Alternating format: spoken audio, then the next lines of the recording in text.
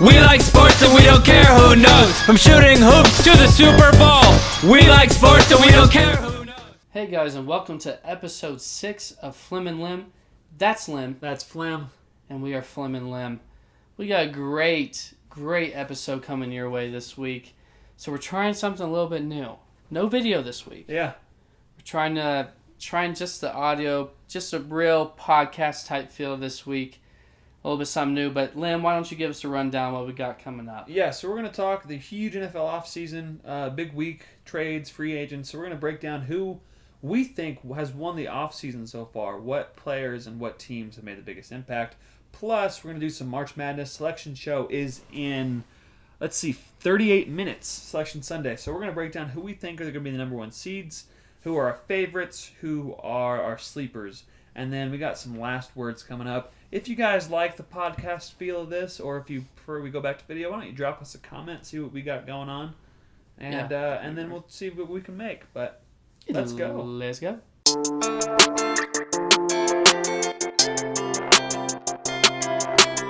All right, guys, welcome back to another episode and another segment of Flem and Lem. Right now, we're going to get into the NFL offseason. There's been some huge moves in the past week. Obviously, AB, OBJ, Le'Veon, Nick Foles, all these guys have signed or been traded or whatever it is. And we just want to talk about who won the offseason, who is in the best position to really make a run next year. Flem, who you got?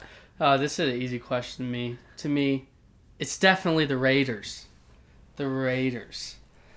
I just think that with what they've done with who they've acquired, they got Antonio Brown for basically nothing, a 3rd and 5th round pick.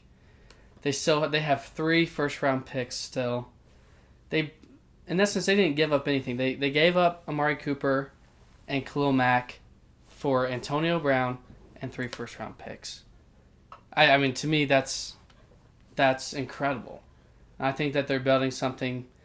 Obviously, John Gruden, he's building a team that he wants, and he's building a team around Derek Carr and a system to where he can thrive. And I think that at the end of the day, maybe it might not surface this year, but at the end of the day, I think the Raiders have definitely won this offseason. Okay, but the Raiders went 4-12 last year, and they changed one person.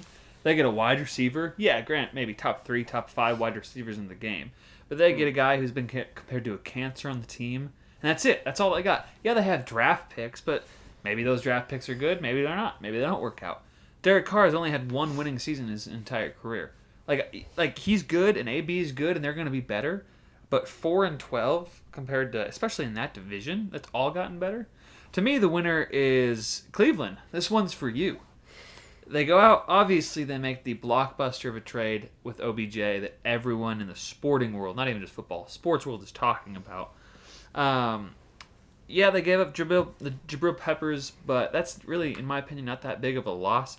This team almost placed 500 a year after going 0-16. They almost made the playoffs, maybe a field goal in the beginning of the season away from winning that division. They're right there. They've got the swag. They got Baker Mayfield. They got a new coach who likes him. They signed Kareem Hunt. Yeah, I know he's out for only 8 games. Only 8 games. Like that. Yeah. Like he has half a season to make an impact. Sheldon Richardson, Oliver Vernon came in the Giants trade. I really think the Browns are in the best position. And another reason for that. Well, they picked up their kicker, for sure. They filled that hole. Yeah, well, see, the kicker might honestly win them a couple games like they lost them last year. Yeah, well, I can think of 2 games that a better kicker would have won them. Yeah. 9-7 instead. Anyway, the other reason I really think Cleveland has won the offseason, it's because of what the Steelers did. The Steelers gave up their best player for a 3rd and a 5th. That is ridiculous. That organization is in crumbles right now because of what's going on. The Bengals shouldn't even be mentioned because they're just so mediocre. And the Ravens have a running back playing quarterback who I don't think can stay healthy for 16 games. The Browns won because of what other teams did. Yeah, I mean, the Browns got better. I just think that overall, like, their net gain, because while they did get OBJ and they got a suspended Kareem Hunt, they still gave up. They gave up a first round. They gave up Jabril Peppers, who, by the way, was a safety on an already 25th ranked passing defense. So maybe it's good they gave him up. maybe it's good, but maybe now they don't have a safety. You know what I'm saying? Like, Yeah. their defense was ranked 30th last year in total defense. I still think that they have big holes. Does that mean that they didn't get better? No, but the Ravens, they had a top-ranked defense, got better with Earl Thomas. I just think, yeah, and they added Mark Ingram. Mark Ingram for a running back. I just don't. First off, I don't think that they're winning the division. You don't think the Browns are going to win the division?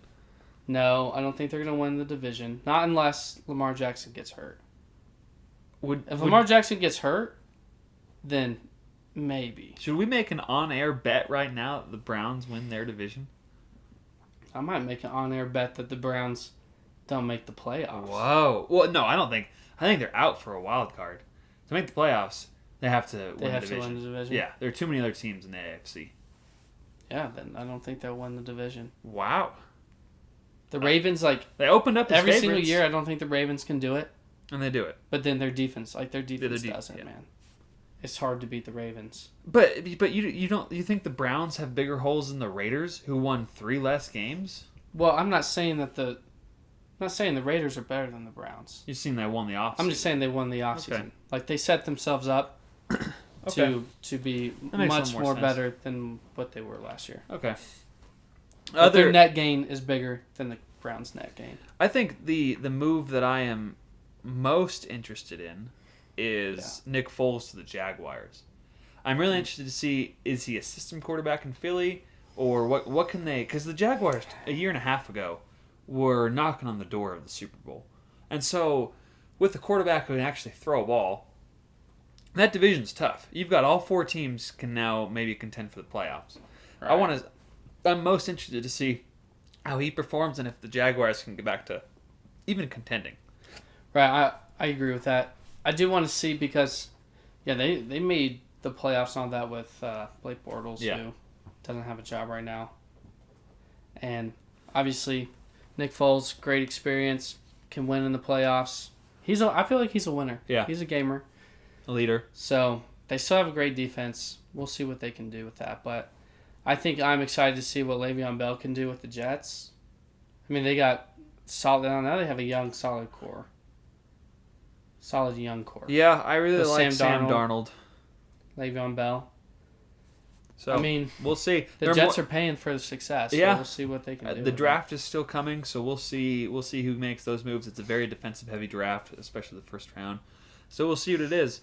We're going to come back in our next segment. We're going to talk about March Madness, and we're going to see who are our favorites, who are our sleepers, and who do we think is going to maybe even take it. So stay tuned.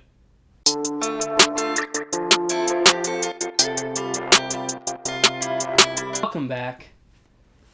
It's Flem and Lem. We're here to talk about March Madness. It's here. It's here. One of the greatest times of the year. If not the greatest sporting event of the year. It could be. Yeah. I know on Thursday we're skipping class. Any responsibility, we're just going to get some pizza and we're going to sit on the couch for 12 hours and watch college We're going to watch college basketball. Hopefully see some upsets. Not too many, though, unless they're on my bracket. Yeah. There are always a few sleepers that I like to pick, so. Yeah. Okay, well, let's start off. I mean, there's a big group of teams who are right there, number 1, number 2 seeds. Yeah. Who they have a legit chance to go Final Four or even to win the whole thing. Yeah. Who's your favorite to win it? To win the whole thing, I hate myself for saying this. This is honestly one of the low points of my life right now, but it's really hard for me to bet against Duke. Yeah. Okay, Zion came back, and they didn't miss a beat. I mean, they won the ACC. He won the MVP. The Duke-Carolina game, the semifinals, was one of the best college basketball, and especially one of the best Duke-Carolina games I've seen in a long time. It was incredible. Yeah, that was a great We're game. both big Carolina fans, so it was horrible, but it was from a basketball standpoint, it was amazing. Yeah. Zion looked unstoppable for a lot of it, and it's just, if they get the number 1 overall seed, it's going to be hard for me to bet against them. However, UNC is right there. I think Gonzaga could make a good run. But Duke, for me, I would say is the favorite. What do you have? Yeah, it's hard to bet against Duke, to bet against Zion. Zion, there's no debate. He's the best player in college basketball by far. But the only thing that concerns me about Duke is their depth. Number one, their three-point shooting. Their three-point shooting is horrible. It is. That's going to be the reason they lose the game. Anytime a team is close, I'd say outside of like a Virginia or a UNC, like Florida State kept it close in the ACC tournament championship, but it's because Duke was like 1 for 9, 1 for 13 shooting threes. That's dangerous in March. Yeah, you got to be able to hit threes. Yep. And so that's why I have my favorite. It's the UNC Tar Heels. So your favorite is your favorite. My favorite is my favorite. It's not always it doesn't always turn out to be that way. But I think that Duke and UNC are the two best teams. I agree completely. In the nation. Yeah. I mean, it's not only us saying that. Watch ESPN. Some of them will say it. Yep. I mean, we saw, like you said, that the Duke UNC semifinal game was incredible. It was awesome. It was so good. Incredible. And I think, at the end of the game, UNC had its chances to win the game and didn't. But I think UNC, their seniority and their depth, their ability to hit the three, I think that makes them favorites to win. And now we might see, I mean, it would be unfathomable. I don't know how we'd be able to handle it, but a Duke UNC final, the championship game. That would be honestly. I don't know if I could watch. I mean, obviously I could, but I would die. That'd be amazing. That'd be a heart attack. I think this March Madness could go down as one of the best in history because even right now, it's not even today's Selection Sunday. We're about an hour-ish away from it. We're looking at 7 teams who could get a number 1 seed. That's ridiculous. You got Duke, UNC, Gonzaga, Virginia, Michigan State, Tennessee. Maybe I don't know. Maybe a couple other teams could be surprised in there. You got so many teams who are just really good basketball programs that this March is going to be amazing. Yeah, I was looking back at last year's March. It was disappointing. I mean, it was a story of upsets. Yeah. And then Villanova won every game by like 15 points. I mean, I think last year's March, you obviously remember UMBC beating Virginia, and you remember Loyola Chicago and Sister Jean, is that her name? Yeah, Sister Jean. No, but nobody remembers the basketball because once Virginia was out, Villanova went down there and beat everyone. I mean, the championship they beat game. Everybody. Championship game was meh. Yeah. Because they won by Michigan. 15 points. Yeah. Yeah, I mean, it was great. But I remember having this conversation last year. Was it good for college basketball? Yeah. Like, was it good for March Madness? But yeah, this year set up to be much better. Well, who are your dark horses then? If we're going to talk upsets, who you got? Who's a sleeper surprise team you think could do something? So I think an obvious one is Florida State. Yeah. I mean, but in the reality, they could end up getting a 3 seed. So I won't talk about them that much. But I mean, I think that they're really good. Mm-hmm. They're a really good ACC team. But I have Wofford. Okay. Wofford, they're actually ranked. They're ranked. Yeah. Great 3-point shooting team. It's one of those teams where if they get hot from the 3-point line, they can beat anybody. Mm-hmm. They can beat anybody. So, Wofford is my sleeper team. Some of my sleepers include Buffalo. Also, like Wofford, has been ranked most of the year. They are a sleeper team. Not many people know about them. St. Mary's. I say that because the entire year in the West Coast Conference, it's been Gonzaga and everybody else. And not many people had St. Mary's going in. But they went and beat Gonzaga. They gave the blueprint about how to beat them. And in March Madness's Instagram post of their final bracket predictions, I know this doesn't really mean anything. It doesn't mean anything. But they had St. Mary's as a 12. If you put St. Mary's with that basketball program as a 12, I think they could. They could. I think they could go a little bit. Florida, they had an 11, had a good SEC performance. But overall, my biggest sleeper is Auburn. I'm not sure how big of a sleeper it is because they have been ranked at times this year, but they just won the SEC tourney. They dominated Tennessee, and I think they might get a 5 or a 6, which puts them in pretty good position to. They can win some games. Yeah, to win some games. Well, if they match up with if it comes down to them matching up with a 3 or a 2, I mean they're going to be playing Tennessee, Kentucky. Yeah. So. Yeah, Auburn actually they do have a good team. March is about who gets hot, and right now Auburn is hot. Florida State. I know they lost the ACC championship game, but they were good. I mean, if you want to go back to number ones, UNC before their Duke loss was red hot. Yeah. Red hot. I mean, they were talking earlier in the year. They were a 4, maybe a 5 in the tournament, and now they're probably going to get number 1. That's impressive. It is impressive. Well, we are going to come back to our last word segments and give a little Utah sports recap. So stay tuned, guys.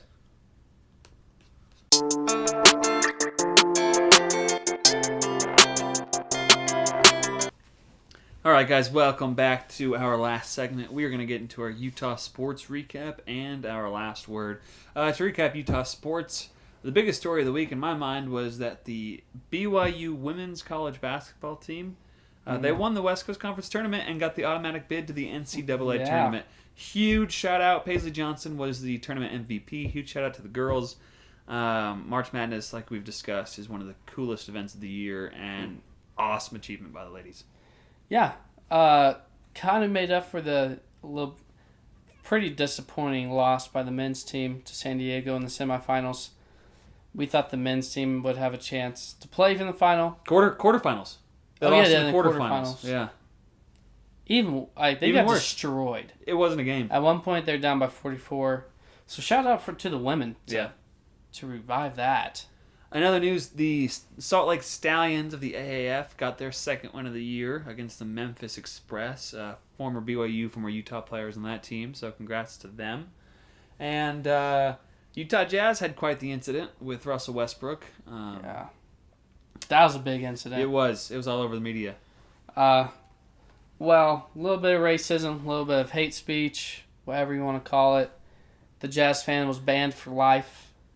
And then they banned the fan from last year for life. I think no matter what happened, it sounds like it's leaning more towards Russ's side of what the fan actually said, the racist remarks. Yeah. But no matter what was said, shout out to the Jazz, in my opinion, for kicking the fan out, because you just can't tolerate. No. If it was racist, you can't tolerate that. That's inexcusable. So according to a close source of ours, now that before the games start, they have a message that goes on. Really? That says, like, any racist or hateful comments will not be tolerated and you'll be banned for life from the Jazz. Good for them. So, big step. They took the right steps necessary, but still, kind of sad news. Yeah. You never want to see that. But they don't. Anyway, let's get into our last words for the show. Flem, why don't you go ahead? What you got? For my last words, I want to give a shout out to a hometown guy, JT Poston, who's now on the PGA Tour. And he's tied for 22nd right now in the Players' Championship, I think it is. Let me double check that real quick. It's hometown. He's from Hickory. He's a Hickory Red Tornado. Okay. And so he's in the Players right now, and he's tied for 22nd. Cool. That's a pretty cool story. Yeah, that's awesome. Someone finally made it big from Hickory. Look at that. that. What about the Tennessee ball coach? Great Barnes? Yeah. I mean, I'll give him a shout out if he wins. They beat Kentucky. Shout out Rick Barnes. Uh-huh. Thank you for representing our great city. Well, my last word is going to go to none other than Baker Mayfield. We've already talked football on this show, but I'm going to switch towards baseball. Baker and MVP Christian Yelich of the soon-to-be World Series champion Milwaukee Brewers are good friends. And Baker came to spring training. Oh my god! Took some BP with the Brewers, first base coach for a game for a few innings. I love to see sports mingle, and just someone who just loves sports can appreciate it. So go Baker and go Brewers. I love sports. Yeah. I don't appreciate it. Yeah, you appreciate some good baseball, some good football now. Come on. I appreciate it. Speaking of some good baseball, next week we're going to have a show special. We're both big baseball fans. Opening day is right around the corner. Actually, the first game of the year, official game, is on Wednesday in Japan. But opening day is going to be about a week and a half. So we're going to break down some baseball, give our predictions. Big baseball show next week. You guys... Maybe even some bets. Probably even some bets. Not the Mookie kind. Not the Mookie kind. We might bet on bets. Yeah, we might. But... we're going to break down everything. Awards, standings, predictions, all of it. So stay tuned, guys. And let's go. We like sports and we don't care who knows. From shooting hoops to the Super Bowl. We like sports and we don't care who